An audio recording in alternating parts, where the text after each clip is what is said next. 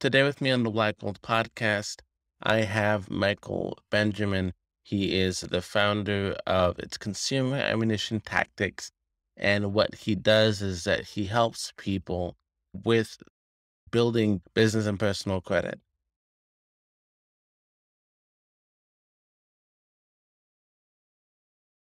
And so you've been doing it for how long?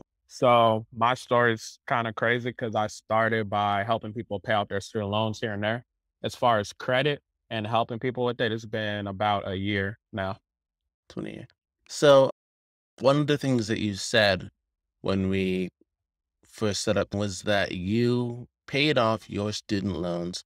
It was a year after you graduated college. How were you able to do that? Well, first of all, what degree did you get from college and how were you able to pay that off? So I got a chemical engineering degree and I paid off my student loans at the age of 23, a year after I graduated. And pretty much the way I did it, I always tell people financial mindset. I feel like I've just been blessed, all glory to God as far as approaching money. And I feel like a lot of people, as I've observed, they kind of have not necessarily a bad relationship with money, but some people do have a bad relationship with money. So I think it really just comes down to the mindset. You got to really see it before you actually see it so that you could seize it.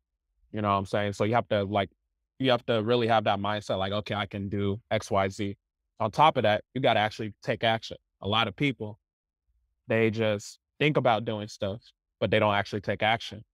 That's what I've seen with people that may have wanted to be a client of mine, people that watch me from a distance and things like that. And that goes into the credit aspect as well. It's not even just student loans. It's not even just credit. It's not even just going to the gym or something. You just got to have that mindset that I'm going to be able to take action. And at that time, I had a three-step process philosophy that I was living by. And this philosophy was believe, plan, and execute. Believe is a spiritual aspect. You got to believe that you can and will do what you set out to do. So whether you're trying to increase your credit score or pay off your student loans, you got to understand the fact that you got to believe it's possible. If you don't believe it's possible, it's not going to happen. The person that believes they can do something and the person that believes they can't do the same thing, both of those people are correct. You know what I'm saying? So you might as well be delusional, if anything, and believe you can do it, even if you don't believe you can do it. So believe and then plan. What's your plan? When I was going through my student loans, I had a plan of I'm going to pay it off in a year. I'm going to position myself as an expert to speak on financial literacy. At the time, it was student loans, but now it's transitioned over into credit just because I learned more about credit. I've invested in myself. I have that positive relationship with money where I know that when I put out money, it's going to bring me more money. So I'm not afraid to invest in myself. Most people, they might be scared and be like, I'm not going to spend $2,000 on a course or something like that. The way I look at it is I'm going to spend that 2000. I'm not even going to spend it. I'm going to invest that 2000 and I'm going to make 10x that money. So the way I look at it is I'm going to get $20,000 at least out of it. So just having that mindset was what really allowed me to not be emotional with my money. And that was where I was able to see that success of paying off my student loans. And then the third step, like I said, execute. You just got to take action. It's as simple as that. You want to execute as fast as humanly possible before you can overthink yourself out of execution. That goes for student loans. That goes for credit. That goes for everything in life. So getting into the credit aspects of things. So you come out of college with a chemical engineering degree, then you pay off all your loans a year later, and then getting into the credit aspect of both personal and business. Did someone lead you to that, or was it something you came across serendipitously? Yeah. So kind of like what I was saying earlier, the crazy thing is I had my first credit card at the age of 20. So I was in college at the time, but I didn't know nothing as far as different credit finesses I could do or credit tactics like manufacturer spending. I didn't know that you could use credit to pay yourself basically as far as selling trade lines if you wanted to. I didn't know the benefits of having that good credit. So what actually led me to that was going back to what I was saying earlier. I had that relationship with money where I looked at it as I'm just going to use it as a vehicle to elevate myself. So during my journey with credit, before I actually got into it, I had something where I was suffering from something called you don't know what you don't know, right? So it took me investing in myself in different programs, and I finally invested in something where I was not only more hip to credit as far as different tactics you could do. I invested in a mentorship. I invested like I think it was like 3 grand, 3 grand in a mentorship, like 3,500 in a mentorship. And then I was getting exposed to different aspects of credit essentially. And then on top of that, that mentorship led me to something else. Now I'm knowing about the consumer credit laws, stuff like the FDCPA, which is Fair Debt Collection Practices Act, 15 USC 1692. Specifically, 15 USC 1692C is a consumer credit law that says that debt collectors are not supposed to communicate with you about a debt, or that's a violation of at least $1,000 pursuant to 15 USC 1692K. So I was suffering from you don't know what you don't know. A lot of listeners right now, they might just be listening to the numbers I'm saying. They're like, what is he talking about?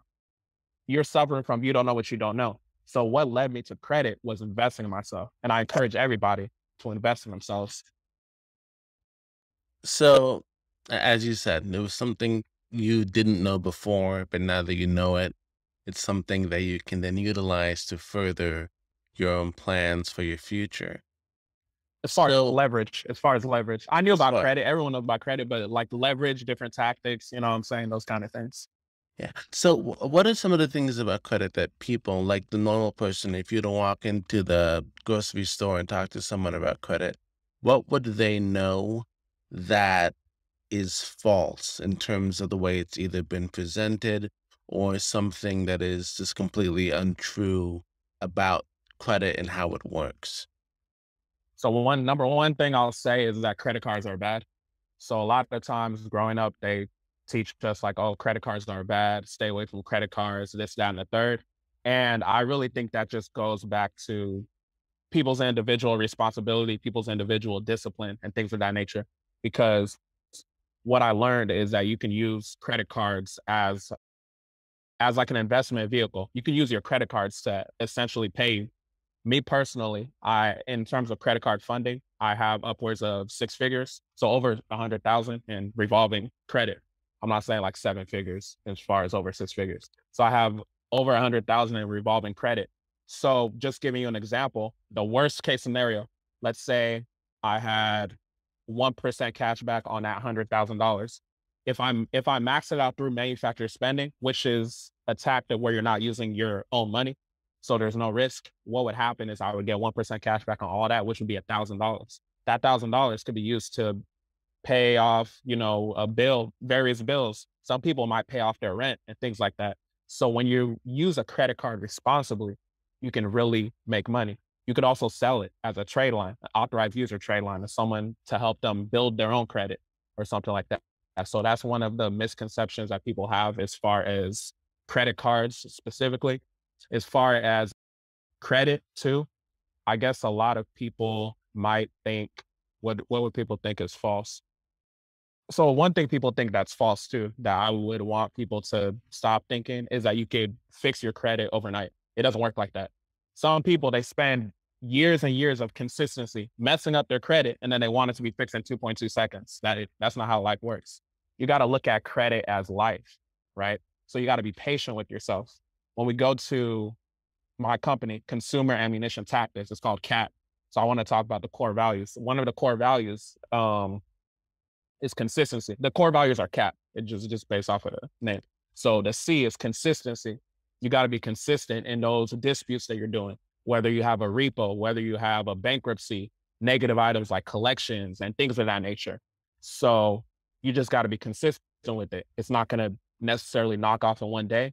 I know some people that do credit repair. They might market it as I'm gonna sweep your credit. It's gonna be gone in 2.2 seconds, right? That's their marketing. But you just gotta understand that it is a journey. So you want to be consistent. I'm talking about people that are doing it themselves. We also at CAD, we have done for you credit repair services, and we're transparent with that. But the A is ability. So you gotta understand, it goes back to that mindset. You have the ability to make sure that you can fix your credit. That's one misconception people have too. Like, oh, credit is super hard. I can't fix it. Something is only hard if you think it's hard. right? You just got to have that mindset. A lot of this stuff is mindset because credit, like I said, is life. So you have the ability to do it. We have the ability at CAT to do it to help you if you don't have the time to actually fix your credit. But just keep that in mind. The T is transparency. You got to be transparent with yourself. A lot of people, they're not transparent with themselves. They might not look at their credit. They might be like, oh, I have negative stuff on my credit. I'm not going to look at it. You have to look at your credit. If you go to freeannualcreditreport.com, you get access to all three of your credit reports. I don't know everyone's level as far as what they know about credit, but there's many consumer reporting agencies. That's what we call them. But the main ones are Experian, Equifax, TransUnion. So you can get all three on freeannualcreditreport.com. You can get all three once per week until April of 2022. They might extend it, but that's what the case is now. So I would encourage everybody, go ahead and look at your credit reports. It's not as scary as you may think it is. Just look at it as a journey. So just a couple misconceptions that people may have just to make them feel more comfortable about the journey. It's very funny you should mention that people should look it up because I always thought that whenever you look up your credit, that there is something in the system that then tells whoever the head honcho of credit is that you looked it up, and so that can bring down your points. So you're looking at what we would call a soft inquiry. So when you pull your credit, that's considered a soft inquiry. So there's things called soft inquiries and there's things called hard inquiries. So a hard inquiry is what does actually affect your credit. But to be honest, I tell people not really to focus too much on the hard inquiries because it is about 10% of your score. It doesn't matter in your score. It's basically like when you're applying for new credit, but the soft inquiries are like pre-approvals. It might be you looking at your score and things like that. And just to break down the entire component for anyone that may not know, payment history is the biggest chunk. Payment history is 35% of your score. Payment history is 35% of your score. I'm going to repeat one more time because people need to know. Payment history is 35% of your score. So that's a third. Debt utilization rate, that is 30% of your score. So 35 plus 30, 65%. Two-thirds of your credit is based off of your payment history and making sure that your utilization rate is where it's supposed to be. The average utilization rate that they say is you should be at 30%. I always tell my clients be at less than 10%. 30% is average, but if you're listening to the Black and Gold podcast, you don't want to be average. So you want to be less than 10%. You want to make sure you can be less than 10% as close as possible. A way to reduce your utilization rate. One way to reduce your utilization rate is by making sure that you're able to get high credit limit increases. That's why we do stuff like manufacturer spending. If you go to my IG page, I talk about different topics that we could do over there. I'm not going to elaborate too much on here, but manufacturer spending is one way to drive up those limits and get credit limit increases. A different way to reduce that utilization rate is a tactic that you could do called hiding your utilization rate. And the way that you hide your utilization rate to report it as zero, you want to divide your revolving credit in half. So let's say you have $50,000 in revolving credit. You're going to want to make half of them due maybe on the first, and then the second half due on the 15th. And all you do is to call your bank and ask them, can you switch over your dates and things like that. Some banks will allow you to, some may operate on a weird consistent basis, but you just gotta make the move, just attempt. So 25% will be due on the other 25% would be due on 15th. Basically, as the first is about to happen, you'll take the revolving credit from the ones on the 15th. You'll take the cash off of them and then you'll pay down the one on the first. So when the first happens, that happens. So then the closing day happens, then the reporting day happens. Then when the 15th is about to happen, the first is available. So then you take the cash off of it and revolve it over there. And that process is called like liquidating your credit card. Some people might think like, oh, isn't it going to be fees associated like a cash advance? Not necessarily. One manufacturer spending tactic you could do is basically doing, so there's one thing called the Costco method.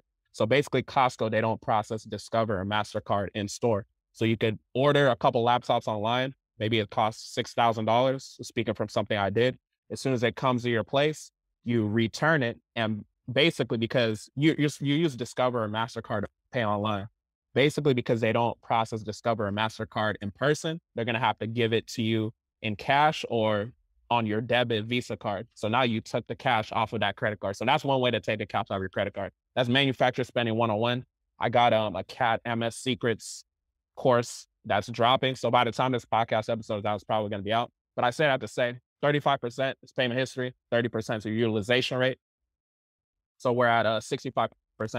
15% is your age. So the age of history you have.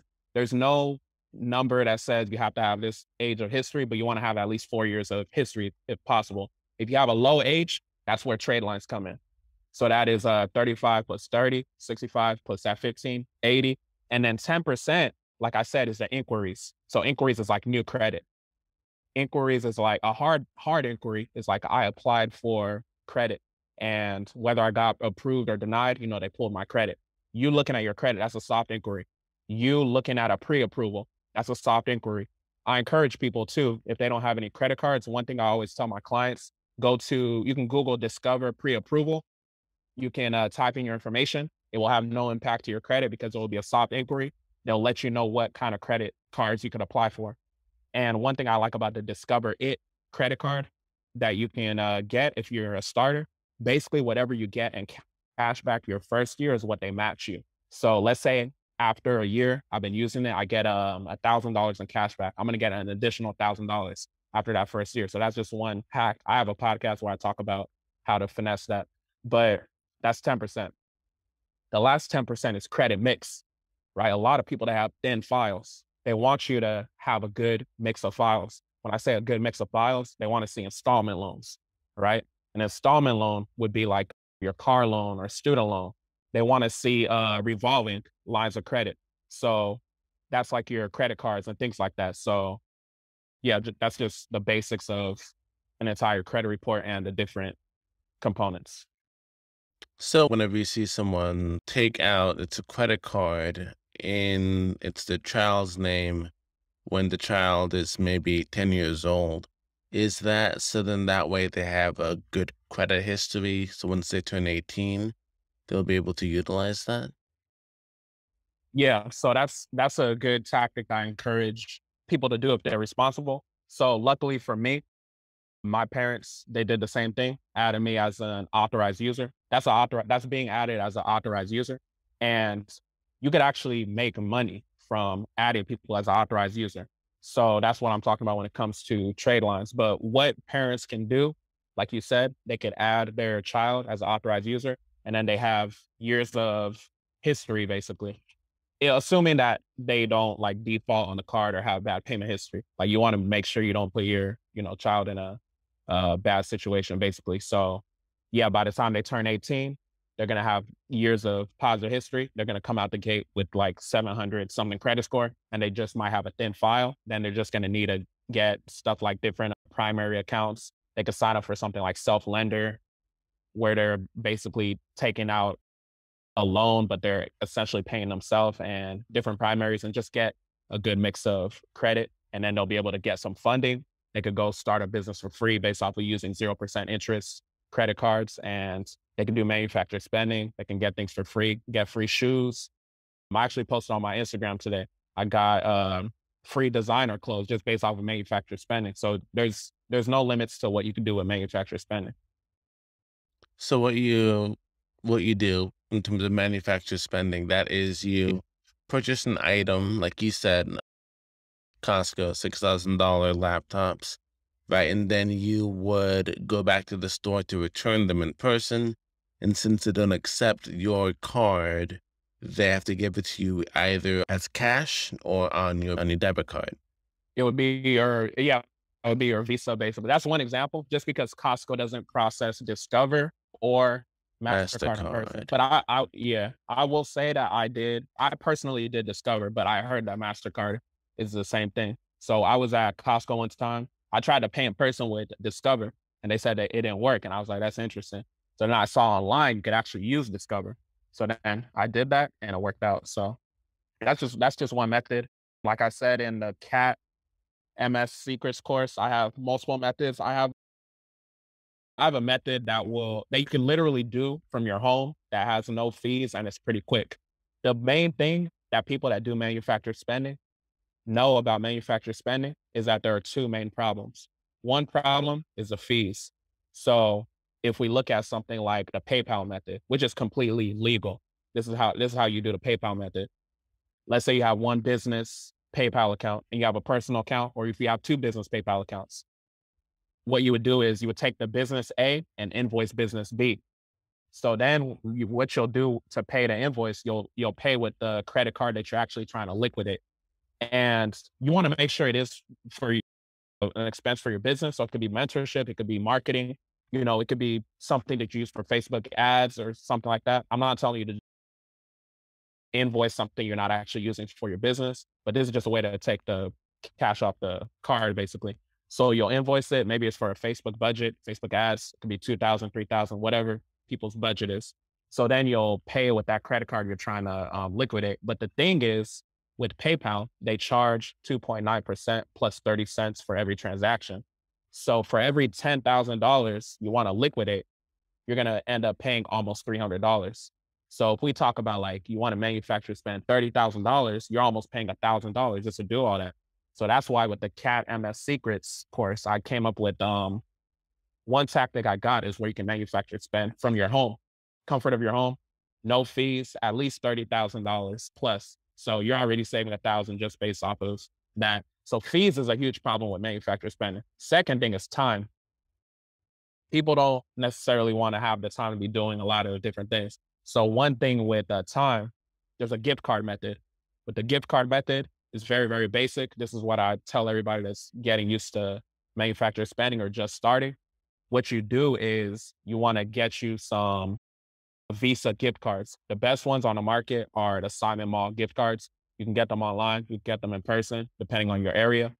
So once you get the Simon Mall gift cards, let's say you get $10,000 in Simon Mall gift cards, they charge a $3.95 activation fee. If you get a $1,000 one, I usually see them at $500, but if you get a $1,000 one, it's $1,000, $3.95 activation fee. You get 10,000, $3.95 times 10, you're paying $40. Those are fees already there. So you're already cutting into your profit. But the thing with the gift card method is it takes time. Once you get those Visa gift cards, the $10,000, you put it on the credit card you want to actually liquidate or get points for. You're going to take the Simon Mall gift cards and then you're going to go to a store like Kroger and you're going to purchase some money orders. So money orders, again, it could be 88 cents for 500 or 88 cents for 1,000, whatever the fees are. So you'll purchase money orders and then you deposit it into like your business checking account. So that allows you to actually liquidate and do manufacturer spending as well. So in that scenario, if you use like a 2.5% cashback card, 2.5% of the $10,000, that'll be 250, but you got to subtract the $40 from the 395 activation fee. So your profit's already down to $210. You get 10 money orders that are about $1 each. So you end up with $200. So, but you got to take time doing it here and there. But like I said, in the Cat MS Secrets course, I've come up with some methods to where you can just do it from the comfort of your own home. It's fast. You don't have the fees, the time. But gift card method, PayPal method, both are good methods. But I say that to say those are just starters. And the whole purpose of the whole manufacturer spending thing, it helps you meet sign-up bonuses. When they say something like spend 4,000 within the first 30 days to get, $200 or something. So manufacturer spending can help that. Manufacturer spending can increase your limits because they're seeing you're using your card and you're consistently paying it back.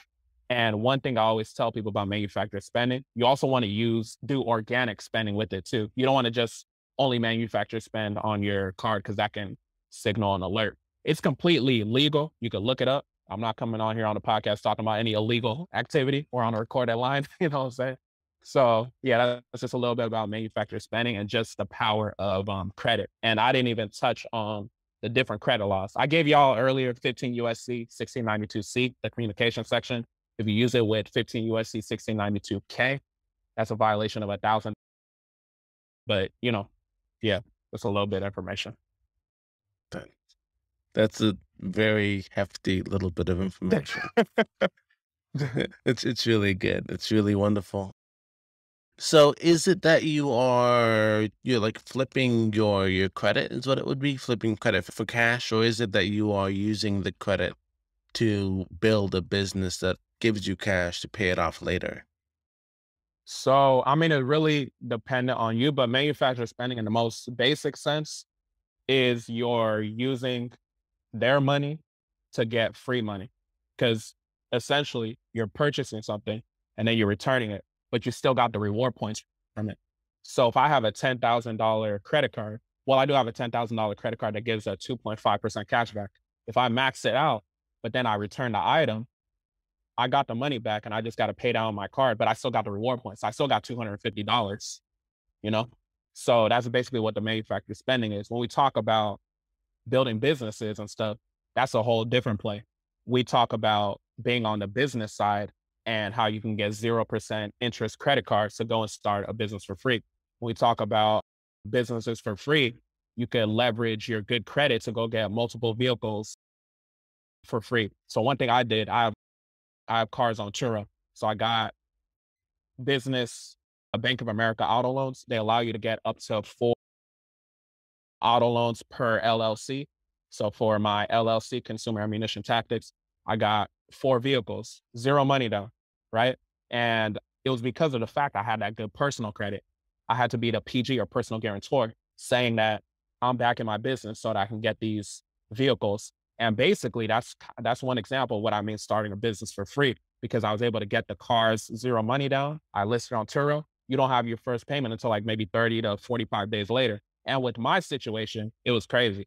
I've talked about it on my podcast here and there, but I just had to run around as far as like my contracts with certain vehicles. So with some of my cars, I had more time just because the contract didn't go through initially, then it went through and it took time. But I say that to say the businesses were started for free based off of the fact I was able to leverage my good credit. A different play is you can go to a business bank and get a business credit card. Like I said, 0% interest for like 6 months, 12 months, and things like that. I went to a key bank. I got 2 0% interest credit cards for 6 months, $10,000 limits each. Now $20,000, you can go ahead and take the money off of it. You could start your Airbnb or something like that. So it just depends on what you want to do. But I just want everybody to operate in the fact that you want to leverage your credit to do things for free because you don't deserve to be using your own money. You want to leverage it to put it into some cryptocurrency. We're possibly heading into a bearish market for people that, follow cryptocurrency. So a lot of stuff is on sale right now as far as the investment market. So you could get a 0% interest card, buy some crypto. If it eventually goes up, we don't know what the future is. You take the money off it and pay back your card. So it's a lot of different plays you can do with your credit. Yeah. And also another thing that I've heard about too is the reward points, and that people either have like incredible results from them or they have like these horror stories about going on these vacations and it turns out it's for one passenger instead of for two on the plane or something like that. And so someone has to stay behind. Is it that the reward points are good for like simple things? What are reward points? Yeah, so reward points is basically, I mean, it's basically a cashback, like I'm talking about what you're getting from manufacturer spending. And the good thing about reward points, as far as cash, I'm going to touch on travel too. But the good thing as far as the reward points in terms of the cashback is that you can't be taxed on cashback. So that's why I like manufacturer spending too. So it is a loophole as far as being able to earn and use money tax free. So that's one thing people should be aware of too. So there's no reason why you shouldn't be manufactured spending, right? As far as the travel, one card I like and I recommend people get is the American Express Business Platinum card. So, well, it doesn't have to be the business platinum, but I personally have the business platinum. So they have a sign up bonus. When I was doing it, they had a sign up bonus of 150,000 points, which is equivalent to $1,500, and you can get it when you spend your first, I think it's 15,000 within the first 3 months. And if you've been listening closely to the podcast, I've given you guys enough to know how to manufacture spend at least $15,000. You know what I'm saying? So that's an easy free $1,500, and that gives you travel. You could take those points if you want a first class flight. You can go ahead and do all that. One card too that I like is a Barclays card.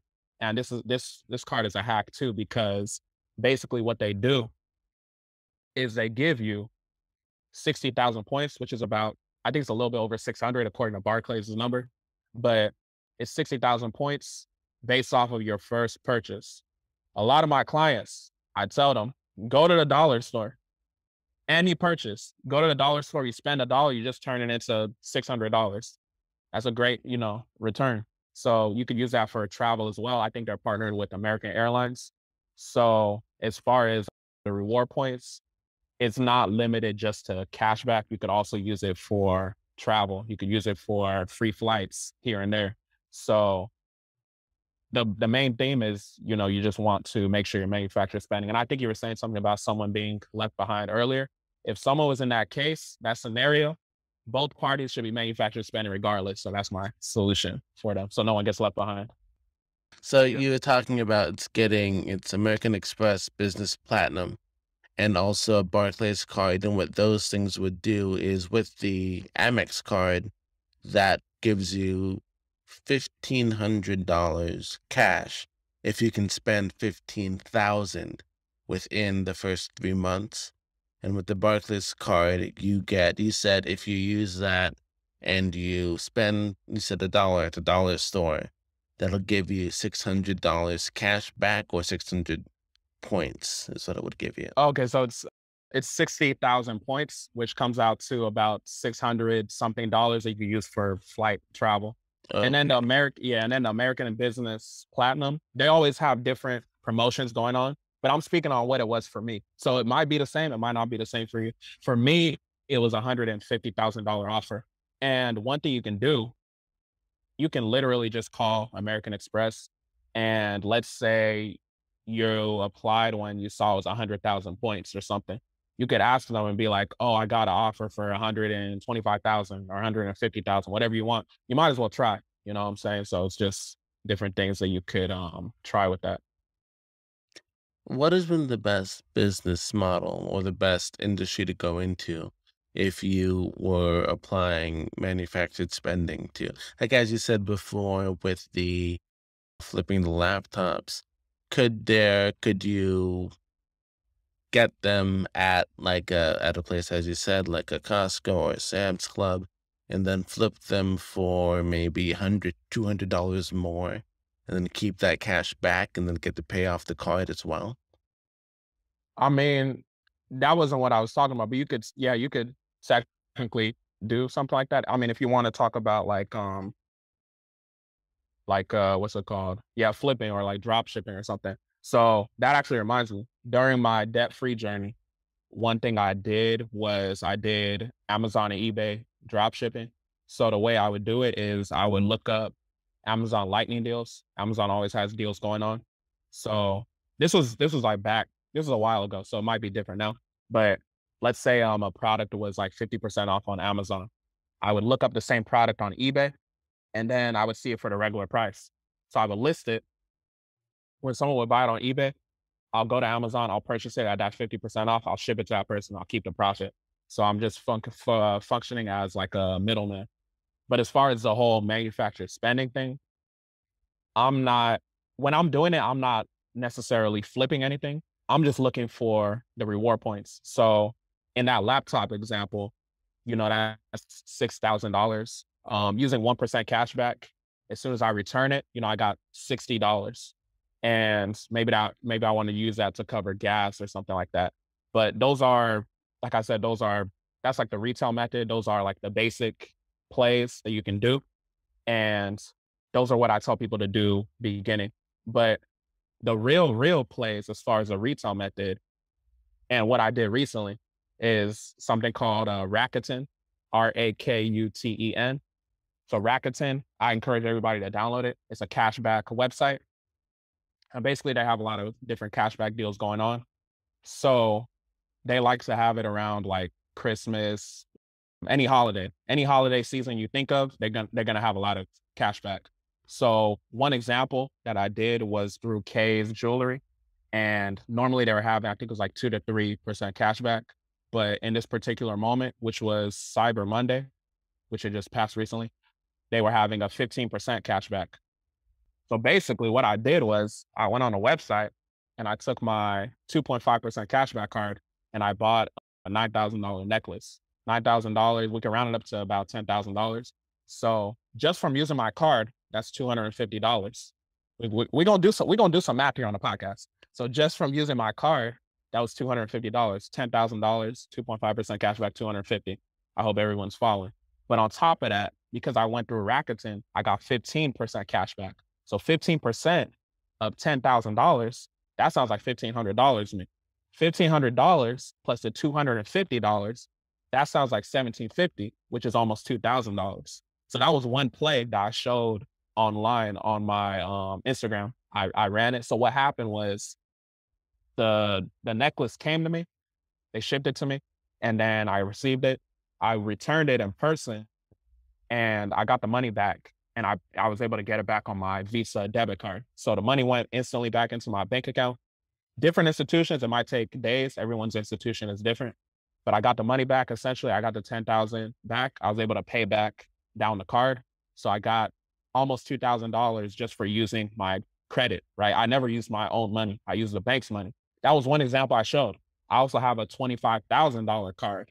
So I don't even need to elaborate on the play you could run with that, but just to let you know, you do the same thing. You max out that $25,000 card at like a 1.5% cashback. I believe 1.5% of $25,000, you're gonna get 375, which is about $400. If you at that 15% rate, I think it was like $4,000 if I'm not mistaken. So basically, the play that I was letting people know on my Instagram was the fact that you can get $6,000 just based off of having good credit. And that was just based off of clicking a couple buttons on your phone, entering your card information. No job is going to pay you $6,000 for like 30 minutes of work. You know what I'm saying? So people need to be manufacturer spending. So I encourage people to look at Rakuten as cashback stacking if you really want to make that real money. So, in learning all these different methods, like manufactured spending and being able to utilize the points to travel, to use them even to get the cash back and then pay off like rent and stuff like that. Did you encounter any errors? Did you have any issues?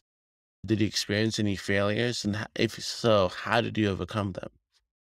Yeah, no, I've definitely experienced several. And that's the thing with manufacturer spending.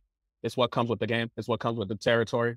You're going to experience certain situations where it may not work as expected. I've ordered something and then they returned it instantly back to the credit card that I used versus letting me get it back on the debit I wanted to get, right? So that's been one instance. I've been in situations where it didn't go as expected. I'm doing the gift card method.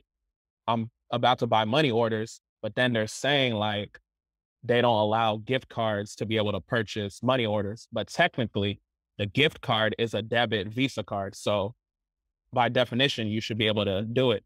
So I got declined, but then the thing was I came back because I knew at that location I've had success. So it just happened to be that person. So one thing I tell people goes back to the CAP principles, CAP values, consistency. Imagine if I let that one person deter me and I was just like, I'm not going to do manufacturer spending anymore. This person held me back. It doesn't work. So one thing that I do in my life is accountability.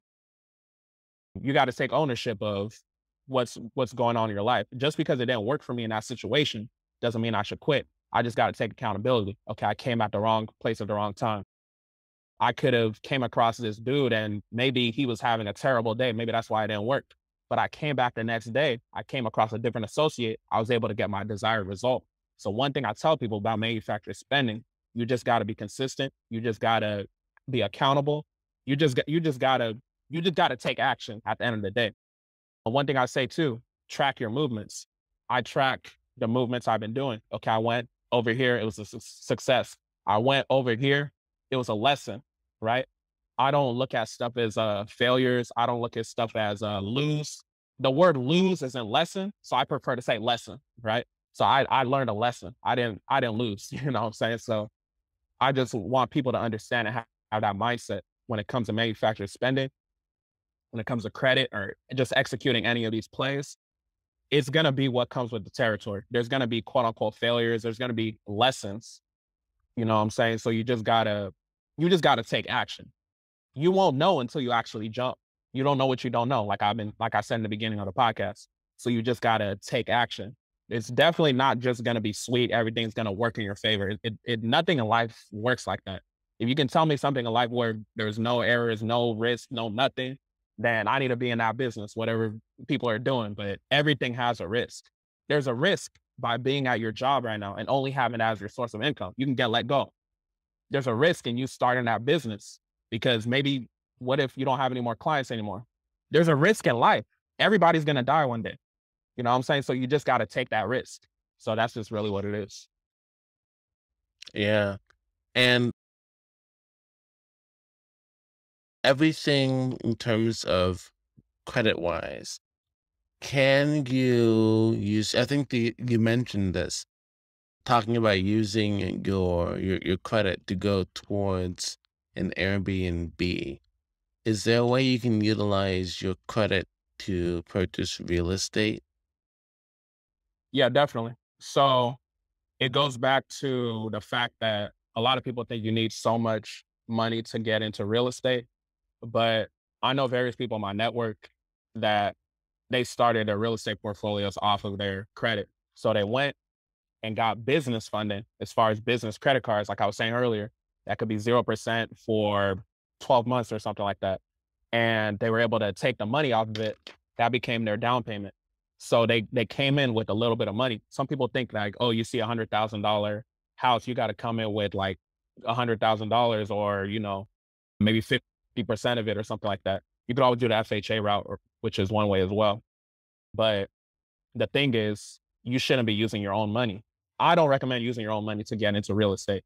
If I'm going into real estate, my mindset is how can I use business funding? How can I use the bank's money to do it, get into positive debt, and then move forward? And that's one of the things too I learned about my journey with credit, because this is coming from someone that paid off their student loans within 1 year of graduation. So I'm thinking like, debt is bad, this, that, and the third.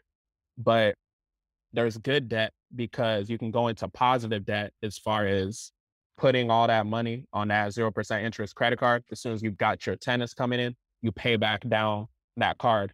And then now you're in the green. Any business you're going to go into, you're going to go in the red initially just because you're using their money. You don't want to use your own money.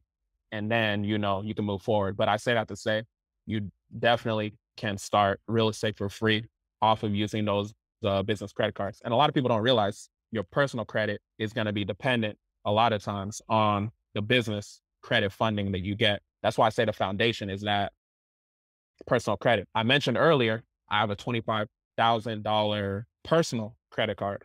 So a lot of times on the business side, you can get funding twice, three times as much. So the fact that I have a 25,000 personal credit card, that lets them know when they're reviewing my information, we can give this guy at least $50,000 credit card or, upwards of more funding. So just really focus on the foundation, which is a personal side.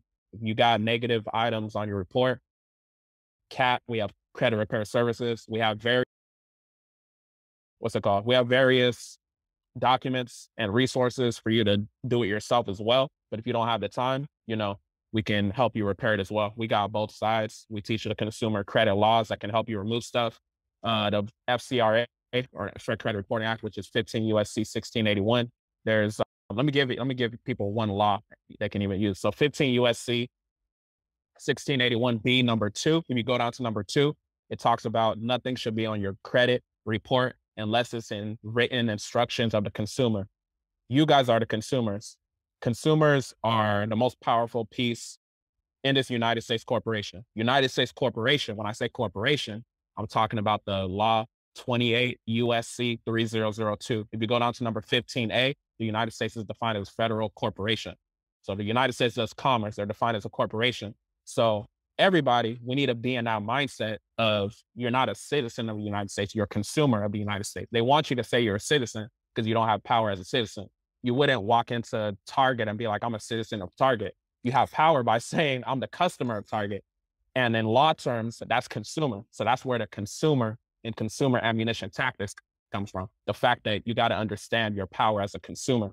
The ammunition is information I'm giving, these manufacturer spending stuff I'm telling you all about. The tactics is how you execute it, how you go about executing the manufacturer spending and things like that. So that was where the naming of my business was really intentional. So yeah, just a little bit of information on that one as well. So whenever you talk about it's United States Corporation, so Yep. whenever people are talking about the national debt crisis in terms of that America is borrowing way too much money and that we're going down and negative, isn't isn't that something not to be like super I mean, isn't it something to be concerned about in terms of even being a consumer, in terms of taking credit against the United States? Is that something that can be negative to the economy, or it's something that's even positive to the economy? So I don't look at it as negative because of the fact that if the United States over here is in so much debt, then it's like, what are we at? Why, as we as consumers, not doing the same thing? If you go to 18 USC 8, it talks about the obligation of the United States. USC, for people that may not be knowing what I'm talking about, USC means US code. So when I say 15 USC or 18 USC, 18 USC talks about the obligation of the United States. So the obligation assumes all obligation of consumers. So I encourage people to read 18 USC 8, and then you'll have that mindset of where you wouldn't necessarily feel as bad about, going into debt because the United States is conducting certain business. But like I say, I'd encourage people to read these different laws because this is very, very powerful information. So I don't want to, you don't want to say too much publicly, but just read these laws I'm referencing and you'll really get information. If you look at 12 USC, I believe it's 1431, it talks about the power and duty of banks. The banks are technically borrowers. They've just functioned us to think that they're giving us a loan, but they're giving us what we already paid for through our credit. Our credit is our credit card. They're using our credit card, which is our social security card. Social security card or a credit card is defined in the Truth in Lending Act, which is 15 USC 1602L. So I just encourage people to look at the different laws I'm talking about. And one thing I'll say is I've literally just been studying as far as these laws coming up on a year. So I say that to say, if you're thinking everything I'm saying is super advanced and you don't know what I'm talking about, it lets you know what's possible when you're really consistent. Going back to the CAP principles, when you're really consistent, you know you have the ability to actually do it. So just take a weekend, take each and every day, get 1% better as far as studying these credit laws because it rules everything that's going on in this nation. So I just encourage people to do their research. You can tap into I have a free Consumer Laws 101 document in my IG bio. So I got a place called the Cat Credit University. I have a lot of documents, resources for people over there. So if they want to tap in, they can go ahead and tap into that. Right. Well, we're almost out of time. So, Michael, I have one more question for you. All right. And that is, if you had the ability to send a worldwide text, what would your message be? Leverage your credit. To what extent?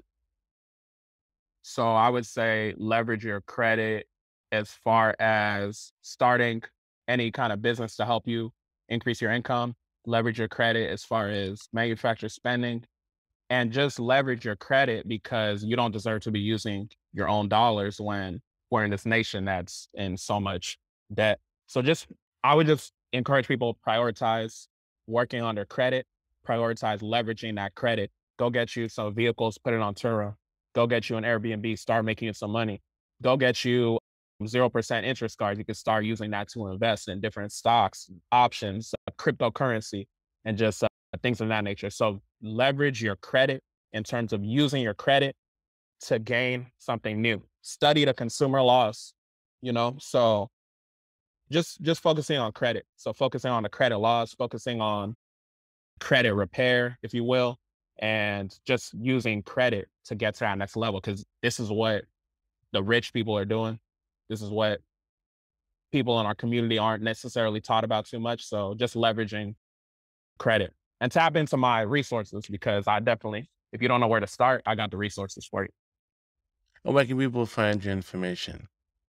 Yeah, so people can find me on Instagram at Mike O Benjamin. So MICH, first four letters of my first name, O, and then Benjamin, BENJAMIN, at Mike O Benjamin. And then you can also follow our business page, which is CA Tactics LLC. So CATACTICS